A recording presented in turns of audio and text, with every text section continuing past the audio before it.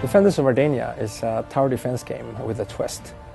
In addition to placing towers, you can also build units and send them against your enemies. You also have access to spells, powerful spells that you can use to boost your units, or you can destroy your enemies. The game is set in Ardania, a world well known to people who play Majesty 2 or the earlier Majesty games. It's a rich world, a fantasy world with a humorous twist. Most things look like they belong in a fantasy world, but there's also something to it that makes it more fun. I think the mix of a tower defense game and Ardania is a really good match. In Defenders of Ardania, you can play 3 different factions. You can play the civilized races, that's humans, elves, and dwarves. You can go for the more demonic forces, where you have demons, imps, and of course undead.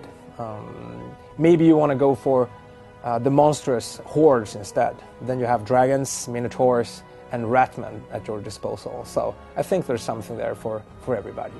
What makes Defenders of Ardania unique is that you can both attack and defend. This sets us apart from other tower defense games. We have 24 upgradable towers and 24 units that you can use. You also have access to spells, both for attack and defense. So all of this combined makes for a varied experience. You can use a lot of different tactics to defeat your enemy. I think gamers will come to Defenders of Ardania because of the multiplayer experience. There's a single player campaign, but where the game really heats up is in multiplayer. You can be up to 4 people playing. You can also play against the AI, of course. There are 3 game modes. You can play defense, attack, or you can do both. My favorite feature of Defenders of Ardania is clearly the interactive environment. That some maps make it like a challenge to choose the right towers, the right units, because the terrain itself changes depending on what you do and what your opponent does. This really adds a layer to the gameplay in tower defense that I have not seen before, and it looks really cool.